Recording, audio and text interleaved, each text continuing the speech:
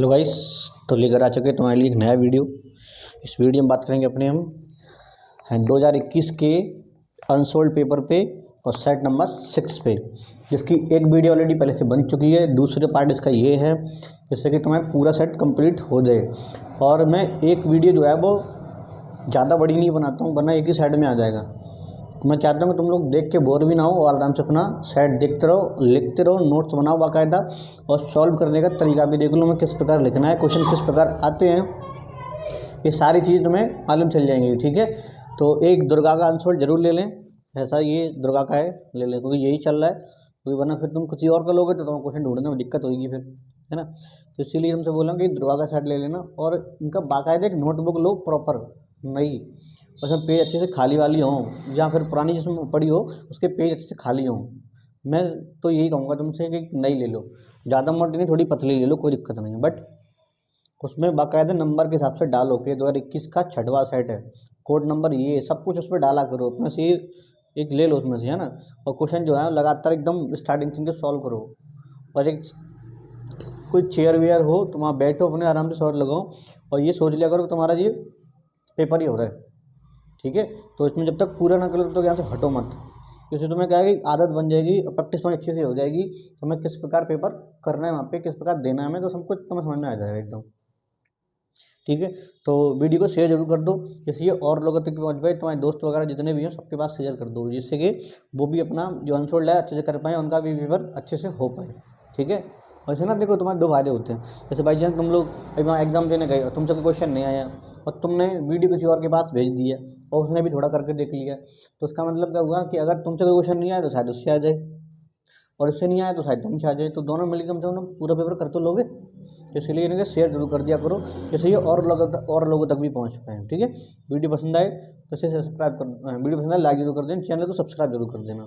Subscribe अगर कर दिया तो बहुत अच्छी बात है, अगर नहीं कराया तो जरूर कर दें। ठीक है, तो चलो अभी चलते हैं अपने आगे क्वेश्चन पे। तो आगे क्वेश्चन इसमें 6वां है, 5वीं तक मैं तुम्हें कल करा चुका हूँ इसके। 6वें में का जो है इसका पदार्थ की अति चालकता को परिभाषित कीजिए। एक यौगिक षटकोणीय निवट संकुलन संरचना वाले जो है ये तुम्हारा हट चुका है, क्योंकि ये ठोस अवस्था वाले पार्ट से लिया गया है। ठीक है, तो ये तुम पूरा छोड़ ही दो। देन इसके बाद आते हैं अथवा में। इसका अथवा है, अब क्रिया की आणविकता और कोटि की परिभाषा दीजिए। तो आणविकता और कोटि की परिभाषा मैं पहले वाले साइड में दे चुका हूँ, तो उनको देख लेना, इनके क्रम से देख के आना। ठीक है, तभी तुम्हें अच्छे से समझ में आ पाएंगे। उसका बाद इसमें दिया है, सिद्ध कीजिए कि एक प्रथम कोटि की अभिक्रिया को 99% पूर्ण करने में लगा समय उसी अभिक्रिया को 90% पूर्ण करने में समय का दोगुना होता है। ठीक है, तो देखो, जब तक पीछे के तुम लोग नहीं देखोगे तब तक समझ में नहीं आएंगे ज़्यादा अच्छे से। तो इसमें से कई सारे क्वेश्चन हैं जो पीछे हो चुके हैं, रिपीट मार रहे हैं, तो उनको तुम देख लेना। अभी चलो मैं इसमें तुम्हें करा देता हूँ अभिक्रिया की कोटि, अभिक्रिया की कोटि। ठीक है, तो मैं लिख देता हूँ, 1 मिनट रुको, मार्कर ले लूँ दूसरा। देखो, वेग समीकरण में, वेग समीकरण में, समीकरण में अभिकारक, अभिकारकों की सांद्रता के घातों के योग को अभिक्रिया की कोटि कहते हैं। अभिक्रिया की कोटि कहते हैं। ठीक है, और आणविकता लिख देता हूँ मैं इधर, आणविकता लिखेंगे, अभिक्रिया में भाग लेने वाले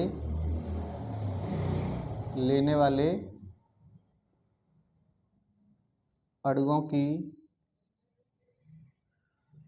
संख्या को आणविकता कहते हैं। क्लियर हो गया। तो यानी कि अवक्रिया में जितने भी भाग लेंगे ना उसे बोलेंगे उसकी आणविकता, और जो वेग समीकरण इसका बनाएंगे हम और सांद्रता की जितनी घात बैठेंगे सबको जोड़ देंगे, वो कहलाएगी उसकी कोटि। ठीक है, तो अभी देखते हैं इसका सवाल। देखो यहाँ से देख लो पहले, यहाँ तक आ रहा है कि नहीं आ रहा तुम्हारा? चलो ऊपर तक आ जाएगा अभी तो।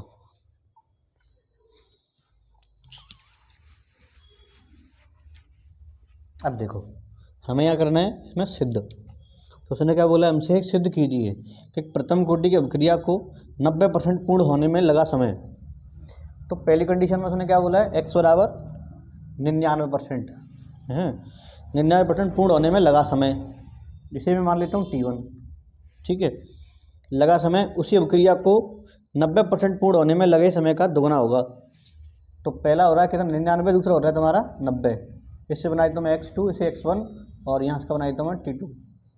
ठीक है, तो दुगना हो रहा है, वो ये बोल रहा है हमें तो केवल बस प्रूफ करना है, तो हम देख लेंगे अपना जो तरीका, हम तो वही लगाएंगे, अब जो होगा तो बता देंगे इसमें। देखो तो फार्मूला क्या था, फार्मूला है k बराबर 2.303 upon t then log a upon a minus x।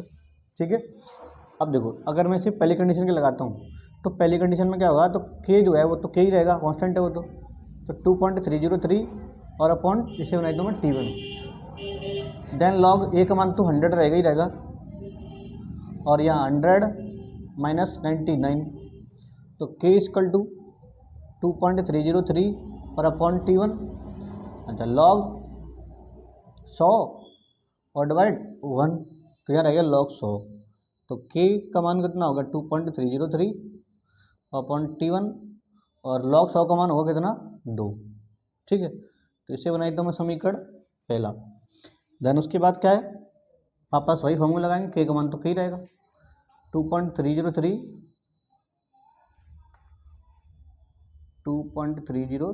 Upon T2 then log a upon a minus x।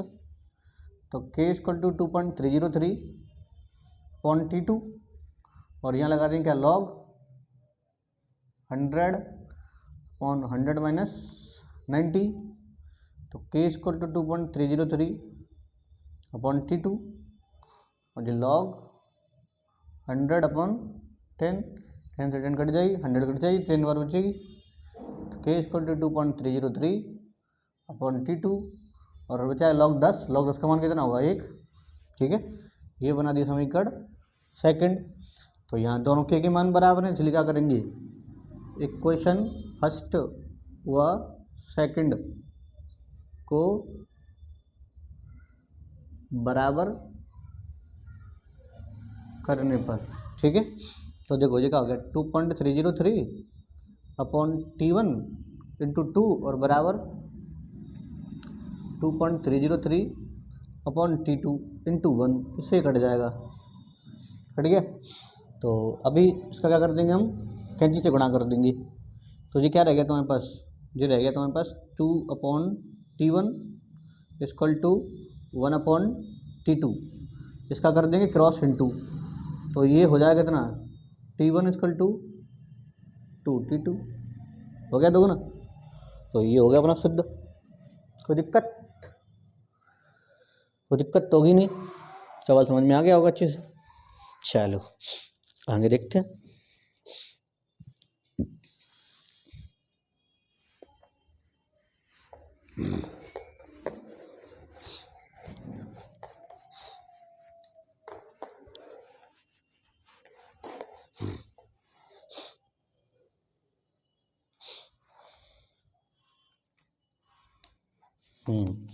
अगला इसमें खां बोला है ओजोन का निर्माण कैसे किया जाता है, तो ओजोन वाला तो हट गया है क्योंकि पी ब्लॉक में था। उसके बाद अथवा लेंथेनॉइड क्या होता है, लेंथेनॉइड क्या है, लेंथेनॉइड आकुंचन के परिणाम और इसके प्रभाव की व्याख्या कीजिए। तो देखते हैं 6 का खा का अथवा। ठीक है, देखो तो पहली बात यहाँ क्या बताएंगे, लेंथेनॉइड लिखते हैं,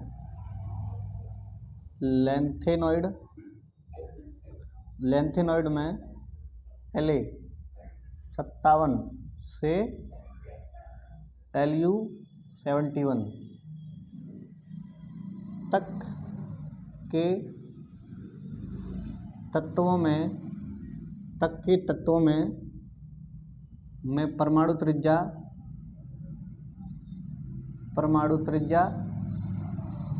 आयनिक त्रिज्या का मान लगातार कम होता जाता है जिसे लेंथेनॉइड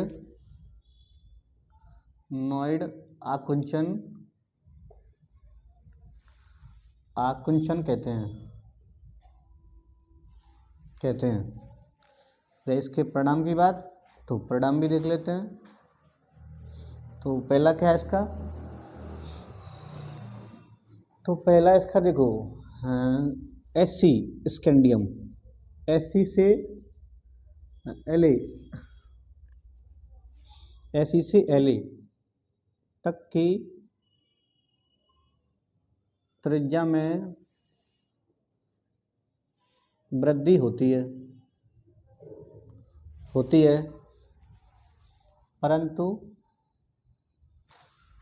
परंतु La से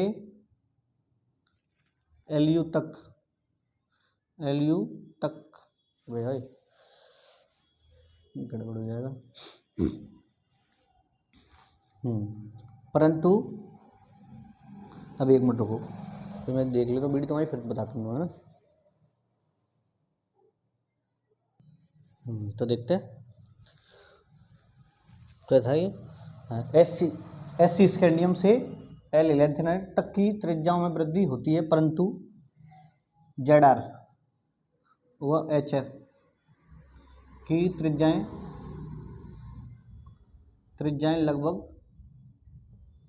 लगभग समान होती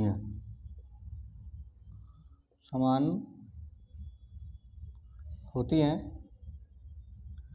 इसका कारण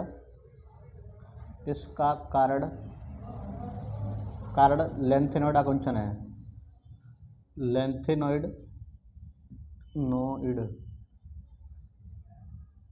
लेंथेनॉइड आकुंचन है, ठीक है। दूसरा इसका पृथक्करण।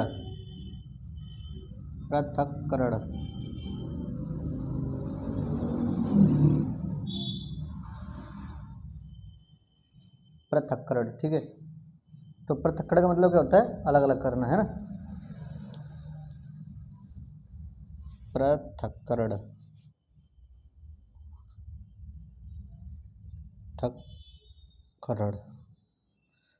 का मतलब होता है क्या, अलग अलग करना। तो क्या लिखेंगे, देखो इनकी त्रिज्याएं लगभग समान होने के कारण इनको पृथक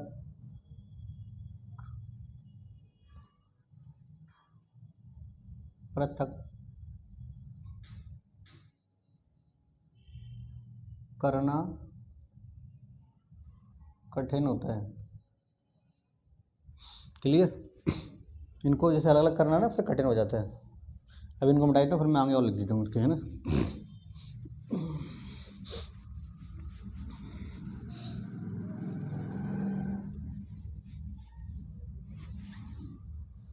थर्ड पॉइंट, इनके ऑक्साइड हाइड्रोक्साइड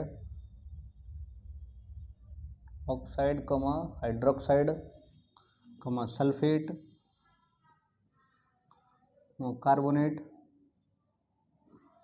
कार्बोनेट आदि जल में अम्लीय होते हैं क्योंकि अम्लीय होते हैं, परंतु परंतु इनके क्लोराइड, ब्रोमाइड,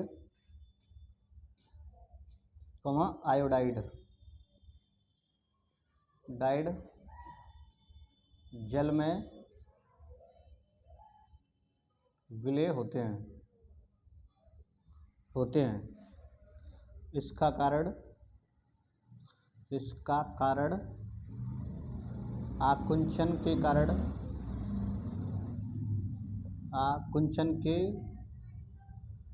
कारण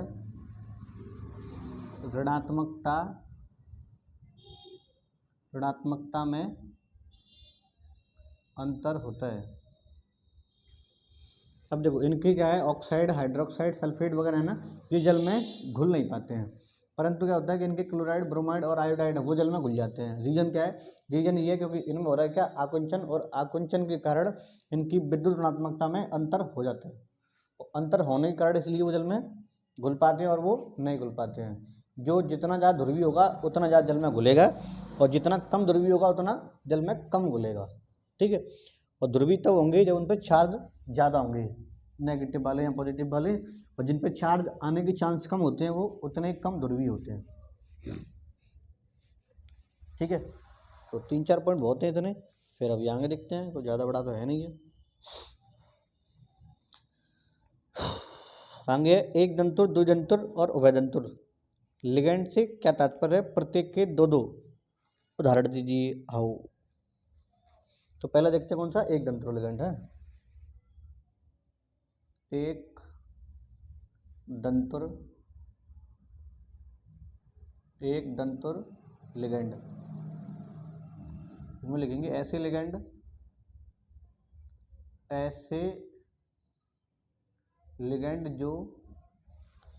लिगेंड जो एक इलेक्ट्रॉन युग्म देकर केंद्रीय धातु से जुड़ते हैं। एग्जाम्पल की बात करें तो Cl और Br, इनके पास में इलेक्ट्रॉन युग्म होते हैं। ठीक है, देन दूसरा है द्वितीय लिगेंड, है ना, कौन सा था ये, द्विदंतुर लिगेंड। द्विदंतुर लिगेंड देंगे ऐसे लिगेंड जो एक समय पर 2 इलेक्ट्रॉन युग्म दे सकते हैं। अब देंगे किसको, केंद्रीय धातु को। एग्जाम्पल की बात करें तो EN, एथिलीन 1,2 डाइएमीन। फॉर्मूला चाहो तो मैं लिख देता हूँ इसका, NH2 देन CH2 और उसके बाद NH2, ये EN का है। और दूसरा एग्जाम्पल इसका OX, ऑक्जिलेट, C2O4 2 नेगेटिव, ये दो दंतुर लिगेंड का उदाहरण है। नेक्स्ट है उभयदंतुर।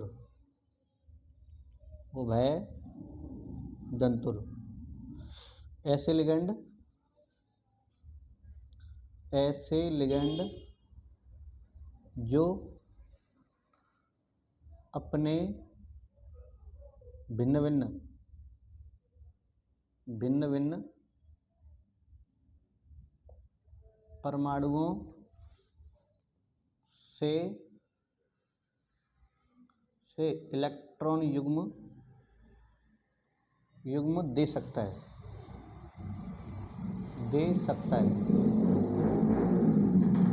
परंतु एक समय पर एक ही इलेक्ट्रॉन युग्म देता है। ठीक है, जैसे एग्जांपल इसका देखे तो CN साइनाइड, SCN कर लेते हैं इसका, है ना, HCN, और दूसरा इसका कर देते हैं NO2। ठीक है। अब इसमें क्या होता है कि CN के पास, N के पास इलेक्ट्रॉन होते हैं, सल्फर के पास में भी होते हैं, तो ये चाहे तो N से दे सकता है और चाहे तो S से दे सकता है। ऐसे यहाँ इसमें चाहे तो N से दे सकता है और चाहे O से दे सकता है, तो इसके दोनों अलग अलग उदाहरण हो गए। ठीक है, तो अब मैं से मिटा देता हूँ, समझ में आ गया वही, कॉपी कर लेना। केवल प्रभाषा 30 मिनट तो कुछ था ही नहीं। केमिस्ट्री में न्यूमेरिकल कम आते हैं, थ्योरी ज़्यादा आती हैं, तो थ्योरी पे फोकस थोड़ा ज़्यादा कर लेना, न्यूमेरिकल कर लेना, लेकिन ऐसा मत करना कि उनमें चिपके रहो, क्योंकि न्यूमेरिकल कम आते हैं, थ्योरी ज़्यादा आती हैं, है ना। देन इसके बाद में इसका है निम्नलिखित यौगिकों की IUPAC नाम बताने हमें, चलो देख लेते हैं। तो पहला इसका फर्स्ट है FeH2O का होल 6, उसके बाद इसका Cl3। ठीक है, तो यहाँ पे क्या है, 6 पे कौन आएगा, हेक्स, और हेक्स और जल का होता है एक्वा, AQUA, एक्वा। देन इसका नाम फेरस,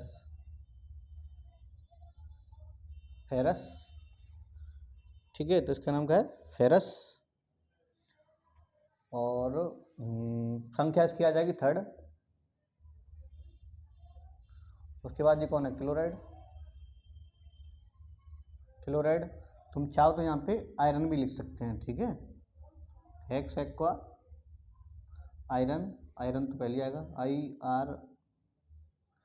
IRON आयरन 3rd, और ये क्लोराइड। चलिए देन इसका देखते हैं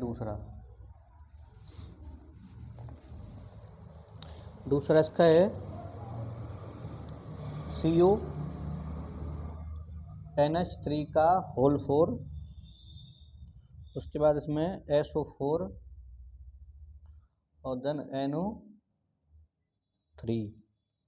ठीक है, तो ये इसका है, और तो कुछ लगा नहीं इसमें,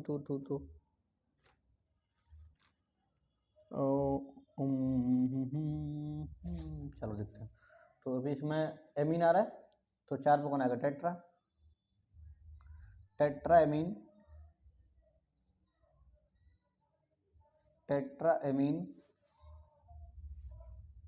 टेट्रामीन, और जो कौन, सल्फोनेटो,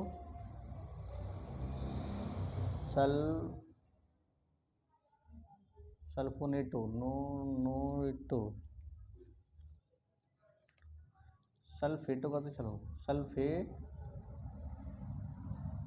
सल्फेटो, ठीक है, सल्फेटो। और उसके बाद कोबाल्ट, और संख्या आ जाएगी इसकी कितनी, 3rd। देन उसके बाद कौन है, नाइट्रेट हो गया। ठीक है, और इसके बाद में कम हो गया, 3rd वाला है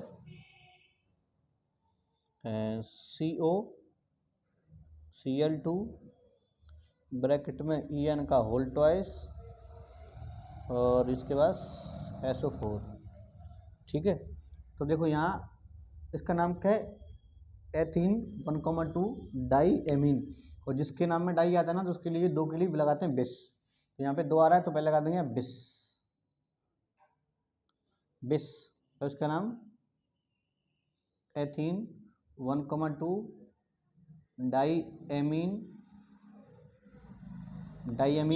उसके बाद कौन है, डाई क्लोरो, उसके बाद कोबाल्ट, संख्या आ जाएगी इसकी 4, संख्या इसकी आएगी 4। तो 4 ही आ गई 4। उसके बाद कौन है, सल्फेट,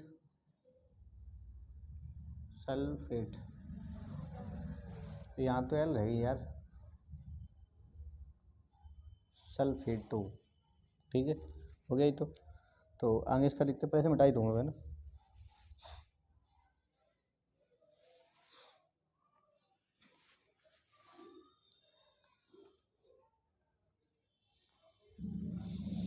इसके बाद में इसका Na3Cr और NO2 का होल 6, ठीक है।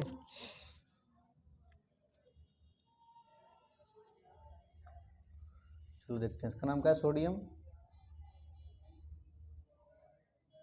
सोडियम, उसके बाद हेक्स, उसके बाद नाइट्रो, उसके बाद क्रोमिएट, उसके बाद संख्या आ जाएगी इसकी 633 आ जाएगी इसकी, ये होगा इसका नाम, ठीक है। तो इसमें दे रहा है इसका sodium hex nitro chromium third, चलो ठीक है, ये हो गया इसका। देन आगे देखते हैं इसका क्या, ये मिटाई दूंगा।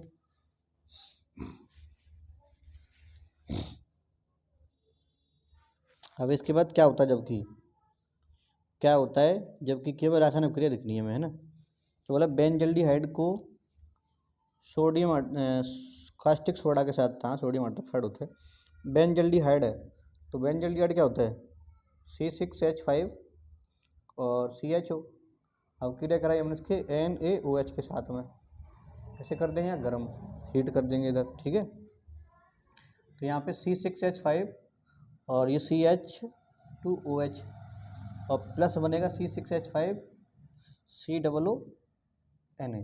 देखो होता क्या है कि इसके ना दो अणु भाग लेते हैं एक साथ, ठीक है। अब देखो यहाँ जैसे मैं तुम्हें दिखाऊंगा एक बार, C6H5 C=O और ये H है, इसकी जब क्रिया कराओगे तो NaOH के साथ में, ठीक है। जब इसकी क्रिया होगी तो ये बॉन्ड टूटेगा नहीं टूटेगा, यहाँ टूटेगा तो यहाँ नेगेटिव और यहाँ बन जाएगा पॉजिटिव, तो यहाँ पे नेगेटिव और यहाँ पे पॉजिटिव।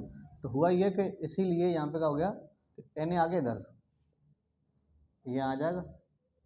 तो इसके बाद ये Na आ गया और साथ में कौन है O और ये H, तो ये भी तो यहाँ पे आएंगी पॉजिटिव है, तो इसलिए यहाँ पे ये आ गया। तो इसका क्या बनेगा देखना, C6H5C और यहाँ O और ये Na, H पहले से है इधर, इधर कौन आ जाएगा O और ये H, ठीक है। तो इसलिए क्या बनेगा इसका C6H5COO और Na, ये यहाँ से H निकल के भाग जाएगा,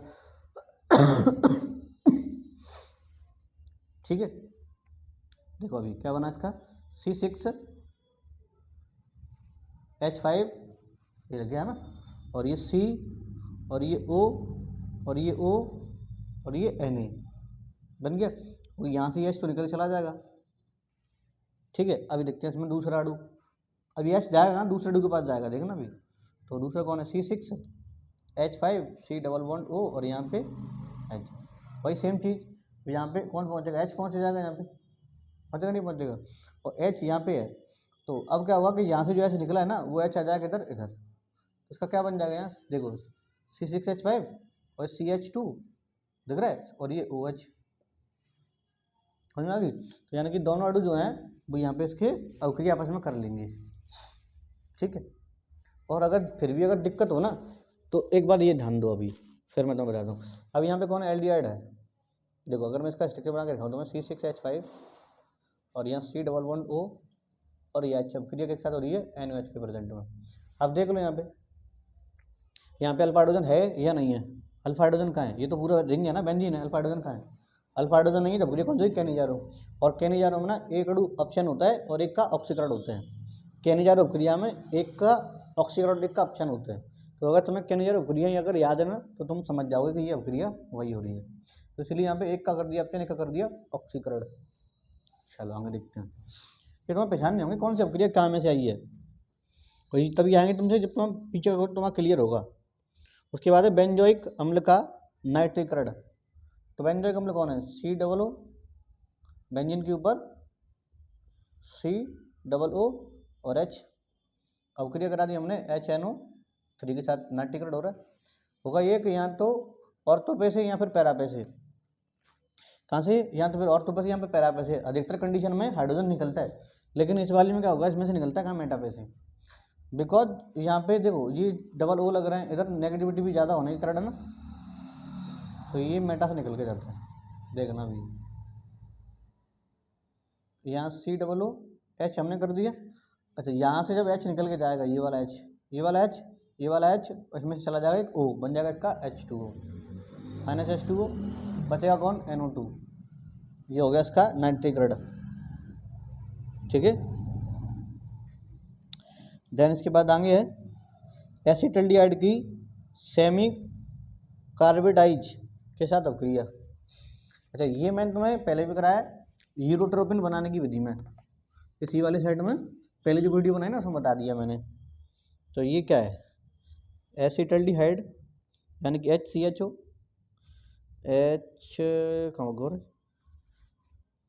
HCHO एसिटल्डिहाइड, और इसकी अभिक्रिया करानी हमें कैसा था, अमोनिया के साथ में NH3 के साथ। उसका क्या बनता है यहाँ पे CH2 का होल 6 और इधर N4 प्लस H2O, ये मैं पहले बता चुका हूँ तुम्हें, ठीक है। इसी का नाम क्या है, यूरोट्रोपिन, क्लियर। चलो आगे देखते हैं। ये केवल इसमें अभिक्रिया देनी है बस, ओनली केवल रासायनिक अभिक्रिया है, तो और कुछ नहीं करना है इसमें। नेक्स्ट है फॉर्मिक अम्ल को फेलिंग विलयन के साथ गर्म किया जाता है। तो फॉर्मिक विलयन कौन है, वो HCO और H, इसके अभिक्रिया करा दी हमने CuO के साथ में, बिकॉज फेलिंग विलयन यही होता है। तो यह बन जाएगा Cu2O प्लस CO2 और प्लस H2O, ये होता है भूरे रंग का। तो यहाँ पे लिख देंगे लाल, भूरे रंग का अवक्षेप, लाल अवक्षेप लिख लो, चलो तुम अवक्षेप, वैसे लाल भूरा होता है पर कोई दिक्कत नहीं, ठीक है। ये बन जाएगा यहाँ पे, ये होगी अभिक्रिया। जी फेलिंग वाले विलयन से लिया हुआ है, जो एक टेस्ट था उसमें दिया हुआ है। नेक्स्ट है प्रोपेन की क्लोरोफॉर्म से अभिक्रिया,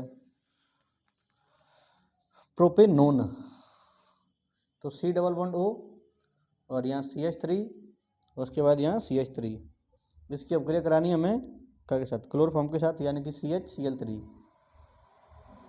अभिक्रिया होगी क्या के प्रेजेंट में, KOH के प्रेजेंट में। तो यहाँ पे क्या होगा CH3 इधर पहले से रहेंगे, बचा कौन O, सॉरी कार्बन, इधर यहाँ पे बॉन्ड टूटेगा तो यहाँ नेगेटिव पहुँचेगा और वहाँ पे पॉजिटिव हो जाएगा। तो यहाँ नेगेटिव पास पहुँच जाएगा H, उसके पास पहुँच जाएगा समूह CH3 वाला, कार्बन वाला, इधर आ जाएगा। अब इसमें से H निकलेंगे और ये अकेला थोड़ी पहुँच गया, तो ये निकल के जाएंगे, ठीक है। तो ये क्लोरोफॉर्म वाली अभिक्रिया में आया हुआ है। चलो देखते हैं आगे फिर। नेक्स्ट है प्राथमिक, द्वितीयक एवं तृतीयक अमीनों की पहचान की विधि लिखिए, का वर्णन कीजिए। अच्छा ये जो विधि है मैं पहले वाले इससे पहले पार्ट सेट नंबर 5 में जो ऑलरेडी मैं पहले से करा चुका हूँ, अमीन की जांच वाला, ठीक है, करा चुका हूँ, देख लेना। वहाँ पे मैंने एक हिंसवर्ग एक्सपेरिमेंट दिया था, हिंसवर्ग परीक्षण के द्वारा इसमें जांच की जाती है, जिसकी अभिक्रिया हम करा देते हैं। तो वहाँ पे मालूम चल जाता है कि जो क्या कहते हैं प्राथमिक वाली हैं वो जल्दी करेंगी, द्वितीयक वाली थोड़ा सा लेट करेंगे, तृतीय वाले करेंगे नहीं। तो प्रथम वाले में जो बनता है ना वो N वाला बनता है, और द्वितीय वाला उसमें N डाई एल्केन सल्फोनेमाइड बनता है, ठीक है, डाई एल्केन सल्फोनेमाइड। और प्राथमिक वाले में क्या बनता है, N एल्केन सल्फोनेमाइड बनता है, और सल्फोनिक क्लोराइड से अभिक्रिया करा दी जाती है इसकी। तो तुम देख लेना, उसमें मालूम चल जाएगा। अभिक्रिया भी दी हुई, मैं सब कुछ दिया हुआ वहाँ पे, है ना, उसमें अभिक्रिया भी हैं और थ्योरी लिखाई है, मैंने देख लेना तो समझ में आ जाएगा। नहीं आए तो मुझे कमेंट करके बता देना, मैं तुम्हें फिर से बता दूंगा। नेक्स्ट है इसमें प्रोटीन के संदर्भ में निम्नलिखित को प्रभाषित कीजिए। तो बोला पहले पेप्टाइड, पेप्टाइड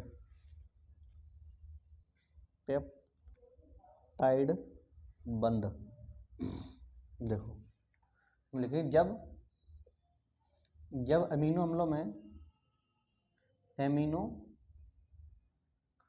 अम्लों में COOH व NH2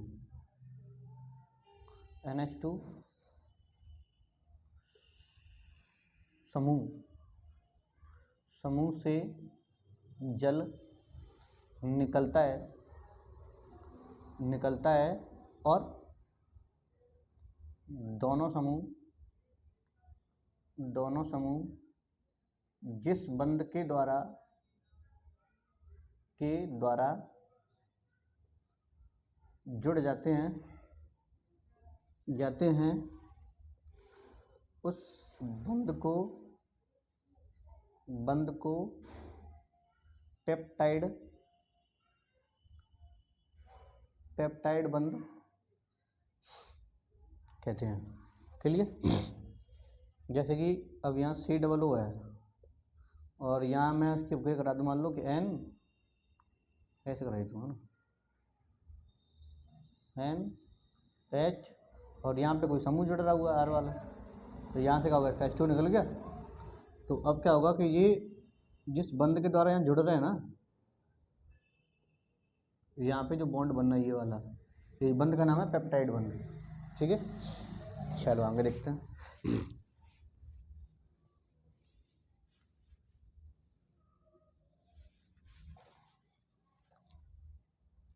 प्राथमिक संरचना।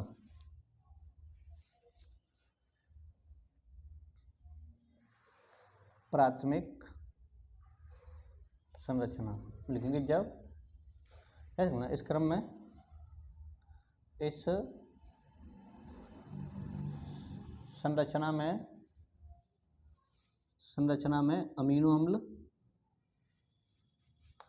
संरचना में एमिनो अम्लों का एक विशेष व साधारण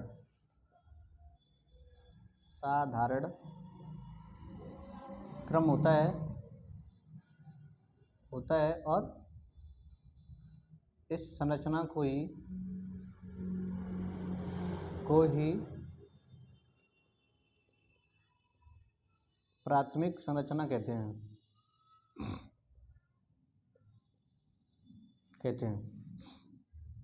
थर्ड में विकृतीकरण।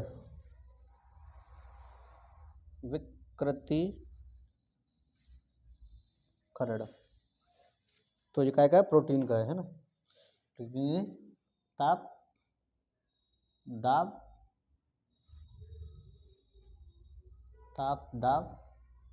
pH मान आदि के कारण जब प्रोटीन की कुंडली अर्थात संरचना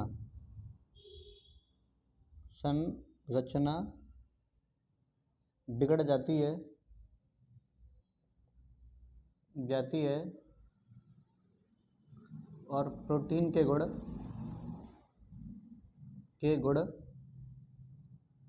समाप्त हो जाते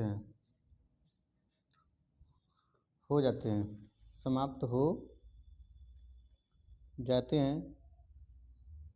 तो इसे विकृतीकरण कहते हैं। क्लियर?